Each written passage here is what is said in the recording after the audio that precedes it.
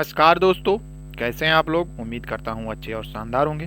स्वागत है आप सभी का तीसरा स्टडी अड्डा में और आज की इस क्लास में। तो चलिए दोस्तों शुरू करते हैं आज की क्लास शानदार प्रश्नों के साथ में।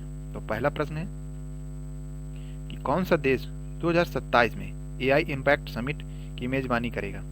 तो ये करेगा स्विट्जरलैंड, और 2026 की जो वर्तमान में चल रही है वो भारत में हो रही है। नेक्स्ट क्वेश्चन होगा कि आर्थिक रूप से कमजोर वर्गों की रियायती भोजन उपलब्ध कराने के लिए किस राज्य केंद्र शासित प्रदेश में अटल कैंटीन का उद्घाटन किया गया है। तो यह दिल्ली में। जो अटल कैंटीन है वो भारत के कई राज्यों में चल रही है, जिसमें गरीबों को भोजन उपलब्ध कराया जाता है। नेक्स्ट क्वेश्चन होगा कि हाल ही में भारत ने किस देश के साथ मिलकर कानपुर, लुधियाना, भुवनेश्वर, हैदराबाद और चेन्नई में विमानन कौशल हब स्थापित करने के लिए समझौता किया है। तो यह फ्रांस के साथ में। जैसा कि अभी जो फ्रांस के राष्ट्रपति हैं इमैनुअल मैक्रोन, तो वो भारत दौरे पर थे और एआई समिट में भाग लिया उन्होंने, तो उसी में यह समझौता किया गया है। नेक्स्ट क्वेश्चन होगा कि हाल ही में नई दिल्ली में आयोजित इंडिया एआई इम्पैक्ट समिट में भारत ने किस देश के साथ पैक्स सिल्का घोषणा पत्र पर हस्ताक्षर किए हैं। तो ये अमेरिका के साथ में हस्ताक्षर किए हैं। ठीक, तो पैक्स क्या है और सिल्का क्या है, चलिए समझते हैं। तो पैक्स एंड सिल्का दो अलग अलग प्रकार की रक्षा डिफेंस यानी समझौते सिस्टम से जुड़े शब्द हैं, जिन पर भारत और अमेरिका के बीच सहयोग की चर्चा होती है।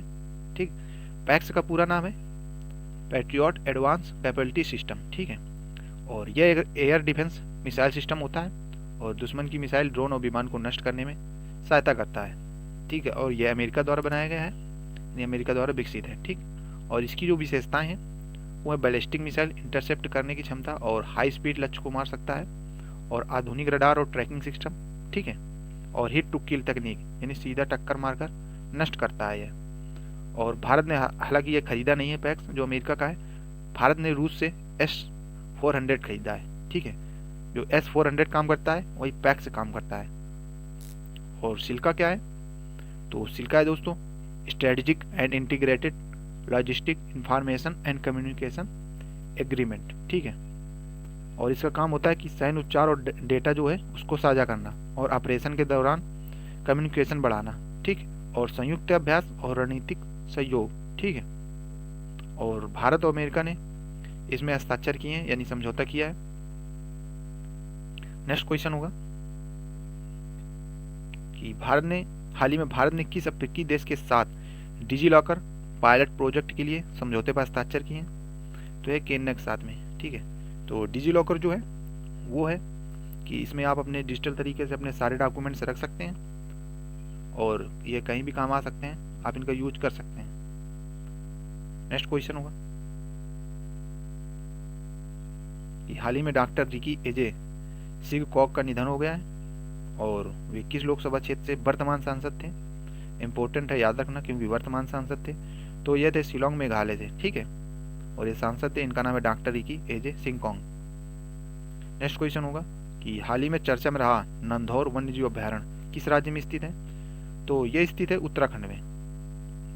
नेक्स्ट क्वेश्चन होगा कि हाल ही में चर्चा में रहा कोपली हाइड्रो प्रोजेक्ट किस राज्य में स्थित है। तो ये स्थित है असम में। ठीक है, तो जो कोपली हाइड्रो प्रोजेक्ट है यह भारत की महत्वपूर्ण जल विद्युत यानी हाइड्रो इलेक्ट्रिक परियोजना है, जो बिजली उत्पादन के लिए नदी के पानी के लिए इनका उपयोग किया जाता है। ठीक है, और ये किस राज्य में है, तो यह मुख्य रूप से असम में है, लेकिन इसका कुछ भाग जो है वो मेघालय सीमा के पास पड़ता है। ठीक है, और ये कोपली रिवर पर बनाई गई है, और इसका जो संचालन करता है वो करता है नेपको यानी north eastern electric power corporation. ठीक है, ये इसका संचालन करता है, ये आप लोग याद रखना।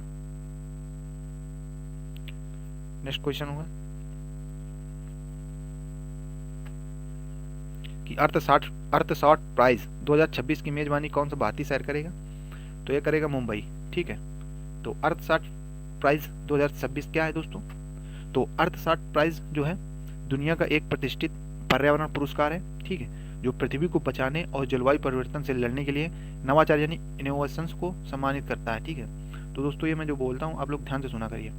और इसे 2020 में प्रिंस विलियम द्वारा शुरू किया गया था, और हर वर्ष 5 विजेताओं को लगभग $1 मिलियन लगभग 10 करोड़ की सहायता दी जाती है, ताकि वे पर्यावरण समाधान को बड़े स्तर पर लागू कर सकें और इसका 2026 का जो आयोजन है वो भारत के मुंबई में होगा, ठीक है।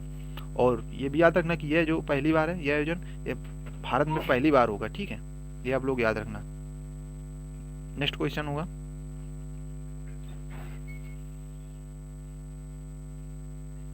कि हाल ही में जिब्राल्टर जलडमरू मध्य यूएस जेराल्ड आर फोर्ड विमानवाहक पोत के कारण चर्चा में रहा। यह किन दो देशों के बीच भूभागों को अलग करता है? तो जिब्राल्टर जो जलडमरू मध्य है तो स्पेन और मोरक्को को अलग करता है, ठीक है। और नेक्स्ट क्वेश्चन होगा कि हाल ही में फटने के कारण सक्रिय ज्वालामुखी माउंट कर्नालोन चर्चा में रहा। यह किस देश में स्थित है? तो यह स्थित है फिलीपींस में। तो यह सक्रिय ज्वालामुखी है माउंट कर्नालोन, ठीक है। ये आप लोग याद रखना। नेक्स्ट क्वेश्चन होगा कि साहित्य के क्षेत्र में दिया जाने वाला भारत का सर्वोच्च सम्मान कौन सा है? तो यह ज्ञानपीठ पुरस्कार, ठीक है। साहित्य में दिया जाने वाला सबसे सर्वोच्च सम्मान जो है भारत का वो है ज्ञानपीठ पुरस्कार। तो ये आप लोग कमेंट करके बताना कि जो पहला ज्ञानपीठ पुरस्कार था वो किसने जीता था, ठीक। ये आप लोग कमेंट करके जरूर बताना। नेक्स्ट क्वेश्चन होगा और अंतिम प्रश्न है आज का कि विश्व सामाजिक न्याय दिवस कब मनाया जाता है? तो यह मनाया जाता है 20 फरवरी को, ठीक है। तो दोस्तों आज की ये क्लास कैसी लगी आप लोगों को कमेंट करके जरूर बताइएगा। तो चलिए मिलते हैं कल एक नई क्लास में शानदार प्रश्नों के साथ में। और आप लोग पढ़ते रहें अच्छे से क्योंकि एग्जाम भी आने वाले हैं। और वीडियो को लाइक जरूर कर दिया करिए देखने के बाद में। और यदि सब्सक्राइब न किया हो चैनल तो ज़रूर कर लें। तो चलिए मिलते हैं दोस्तों, तब तक के लिए जय हिंद।